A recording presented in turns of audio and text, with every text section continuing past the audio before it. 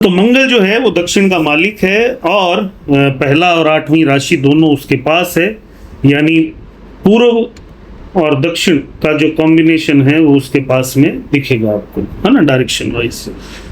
लेकिन पूर्व का डायरेक्शन उसे इसलिए दिया गया, वो शरीर उसे इसलिए दिया गया क्योंकि उसमें आत्मा को वास करना है, यानी सूर्य को वास करना है, और कोई कारण नहीं उसका। क्योंकि उसमें सूर्य को वास करना है, आत्मा को वास करना है, इसीलिए हमने उसे बोला कि पहले तू शरीर बन ताकि तेरे अंदर आत्मा को रखा जा सके, है कि नहीं, है ना। भाई एक चीज बताओ, नवा भाव आपके पिता का है ना, तो लगन पिता की आत्मा है कि नहीं? आपका लगन आपके पिता की आत्मा है कि नहीं? तो पिता की आत्मा कौन हो? आप ही तो हो, हैं? गलत तो नहीं कर? पिता की आत्मा से ही, उसी अंश से तो आपका जन्म हुआ है, जैसे परमात्मा की हम सब संतान हैं। गलत तो नहीं कर? इसीलिए तो हमने नवे भाव को पिता कहा। क्यों पिता कहा? क्योंकि पांचवा भाव अगर आत्मा यानी सूर्य का है, सूर्य कौन? जो प्रत्यक्ष परमात्मा है हमारे सामने, तो पांचवें से पांचवा ही तो उस आत्मा का अंश होगा। तो वो आत्मा का अंश कौन है? वो मेरे पिता हैं। ये चक्कर ऐसे ही तो घूमेगा, है कि नहीं? चलिए, हाँ बताइए क्या सवाल है, फटाक से बताइए, फिर मंगल पढ़ते हैं स्वभाव से।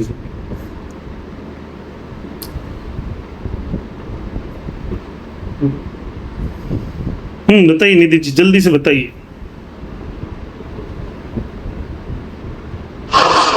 मुझे लगा था वो आप पूछ रहे थे ना, फर्स्ट हाउस और एट हाउस क्यों जुड़ा है, उसके लिए मैंने हाथ उठाया था, बट आपने आंसर कर दिया। ओके, ठीक।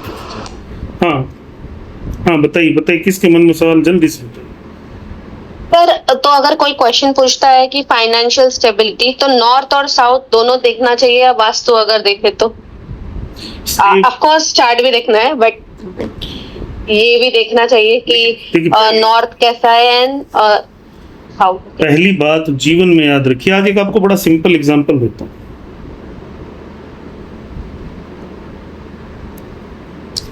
और ध्यान से समझिएगा, ये बात बुद्धि से ही समझ आएगी, है ना।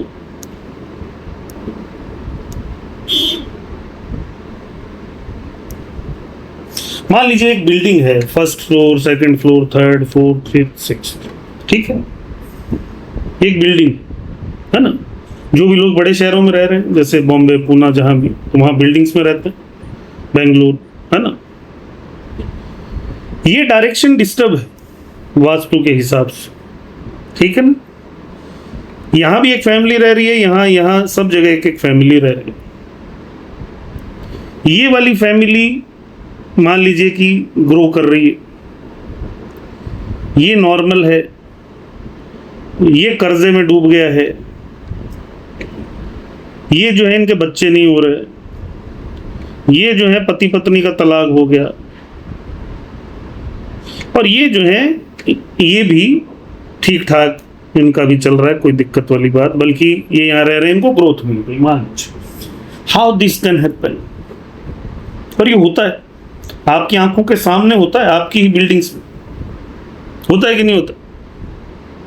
सर इंडिविजुअल चार्ट डिफरेंट है, इसलिए सबका प्रारब्ध अलग है, सबकी महादशाएं अलग हैं, सबके समय अलग हैं। एक घर में 4 लोग रह रहे हैं, आप समझ, मैंने कहा ये ग्रो कर रहा है। मान लीजिए इस घर में 4 लोग हैं, एक पति, एक पत्नी, 2 बच्चे, नॉर्मली जो आजकल बड़े शहरों में होता है।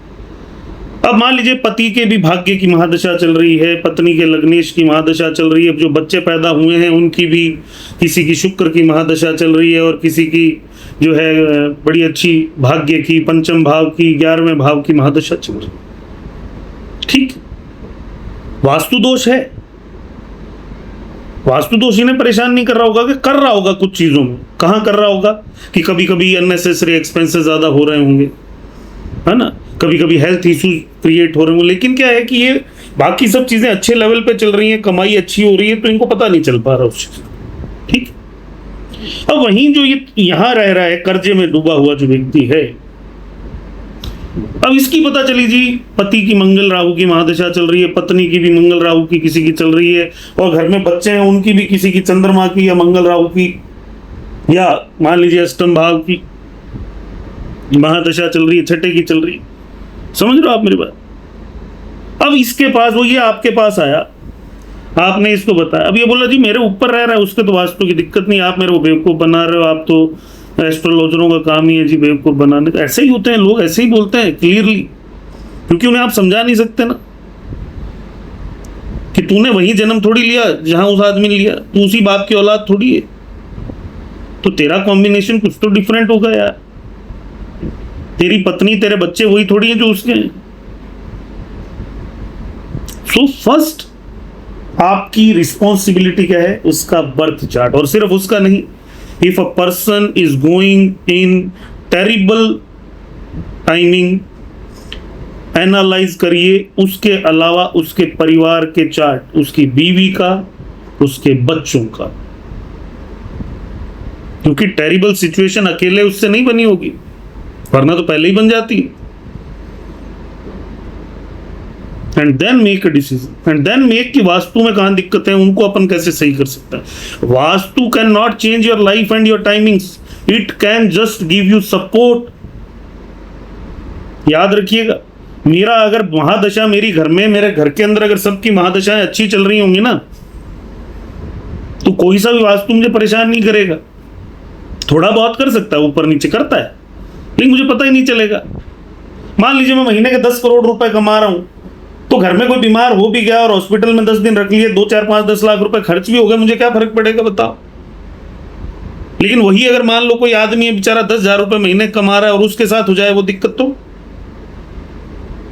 बैंड बज जाएगी कि नहीं बज जाएगी। So first responsibility is to analyse the charts properly and analyse the charts for the whole family. वो बोले जी मेरे पास तो इतनी दक्षिणा नहीं है जी, तो उसको बोलो ठीक है भाई, तू थोड़ा कम ज्यादा दे देना, पर चार्ट तो सबके देखने पड़ेंगे, क्योंकि इलाज तेरे अकेले से नहीं होगा। तेरा मैं इलाज कर ही दूं, बाकी तीनों की दिक्कतें बनी रहेंगी, तो क्या इलाज हो पाएगा। हाँ, नॉर्मली कोई आया भी मेरा कैरियर कब बनेगा, मेरी जॉब कब लगेगी, तो उसके लिए सबके चार्ट देखने की जरूरत नहीं है। कोई बच्चे के लिए पूछने आया तो उसकी पत्नी का चार्ट देखिए, और किसी की जरूरत नहीं, पति का भी जरूरत नहीं देखने की। समझ रहे हो मेरी बात? So we need to understand that. और फिर वास्तु को ठीक करना है to give a support to this person. Like 3-4 दिन पहले मैंने आप लोगों को शायद प्रेडिक्शन वाली क्लास में बताया था एक चार्ट, एक बच्चे का जिसको एक बड़ी बीमारी हुई, वो उस घर में नॉर्थ ईस्ट में, एग्जैक्ट नॉर्थ ईस्ट के अंदर टॉयलेट सीट है। And yes, this will create problem.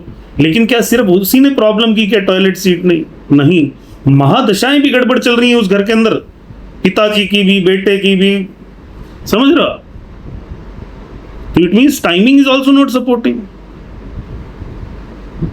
तो सिर्फ वास्तु कभी भी अकेला काम नहीं करता, it will always work with आपके प्रारब्ध का टाइमिंग क्या चल रहा है। और टाइमिंग कौन बताता है? टाइमिंग बताता है सबसे मेन महादशा, फिर अंतरदशा, फिर प्रत्यंतर दशा, उसके बाद गोचर, और आखिर में वर्षफल। गोचर को आप 2 नाम दे सकते हो, ट्रांजिट भी और प्रोग्रेशन भी, दोनों ही गोचर के ही नाम है ना, थोड़े अलग अलग हैं बस। ट्रांजिट का मीनिंग होता है कि प्लेनेट अभी कहाँ है, और प्रोग्रेशन का मतलब होता है प्लेनेट एक्चुअली में कहाँ है, कॉम्बिनेशन वाइज कैलकुलेशन करके, है ना, ज़्यादा डिफरेंस नहीं, ठीक है। और सब लास्ट वाला जो सबसे मेन है, 5वां पॉइंट, वो है वर्षफल, क्योंकि ये साल कैसा चल रहा है, ये साल क्या करेगा। समझ गए आप लोग मेरी बात? चलिए, तो अब हम पढ़ लेते हैं मंगल। तो मंगल फर्स्ट हाउस में सीधी सी बात है, व्यक्ति ambitious, aspiring, assertive, bold, rash, cruel, wicked, ऐसे लोगों के चेहरे पे या माथे पे चोट का निशान, जले हुए का निशान, चोरी की हैबिट्स। मंगल पहले भाव में हो तो चोरी की हैबिट्स या चीजें उठा लेने की हैबिट, या ये कहिए कि ये चीज मुझे पसंद है इसलिए मैंने ले ली, तो सामने वाला कहेगा भाई पूछ तो ले, तेरी थोड़ी, तो ये कहेगा पसंद आ गई तो ले ली, समझ लो, दादागिरी है ना। रिस्पेक्ट, डेंजर्स टू एल्डर्स, जो घर के बड़े हों उनके लिए खतरा। वॉन्डरिंग करना कंस्ट्रक्टिव भी हो सकता है और डिस्ट्रक्टिव भी हो सकता है। फर्स्ट हाउस मार्स अगर कंट्रोल्ड हो तो ये एक सेनापति बनता है, अदरवाइज ये खुद को भी और दूसरों को भी पूरी तरह डिस्ट्रक्शन कर सकता है। तो इसीलिए बचपन से ही इसे ट्रेनिंग की जरूरत होती है। होल्ड होते हैं, जेनरस होते हैं, गुस्सा ज्यादा आता है, शरारती होते हैं, थोड़े से स्वार्थी, हालांकि केयरफुल, और फॉन्ड होते हैं अदर सेक्स के प्रति, है ना। लड़ाई झगड़ा करना, ट्रैवल करना, चेन सीमैन, केमिस्ट, डॉक्टर, डेयरिंग, ऐसे जितने भी काम हो वहाँ पे अच्छा काम करते हैं। तो ये कॉम्बिनेशन मिलिट्री, पुलिस, सर्जन वगैरह बनना डॉक्टरी में, उन सब के लिए अच्छे कॉम्बिनेशन। उसके बाद independent, rash, stubborn, aspiring, ambitious, और ये चेहरे पे कट वाला जो मैंने बताया वो। चलिए ये तो ठीक है। अब उसके अलावा और क्या हो सकता है? देखिए, जब भी मंगल फर्स्ट हाउस में होता है तो हमेशा याद रखिए, व्यक्ति को शनि से जुड़े काम करने चाहिए। शनि यानी डिसिप्लिन, मिलिट्री, पुलिस, लोहा, मेटल्स, सरकारी सेवाएं, डॉक्टर बनना, और डॉक्टर में भी सर्जन बनना, ऑपरेशन करने वाले, समझ रहे हो ना आप? वो कॉम्बिनेशन बहुत अच्छा होता है। दूसरी बात, मंगल जब भी फर्स्ट हाउस में हो, याद रखिएगा ये भी शत्रु हंता योग ही होता है।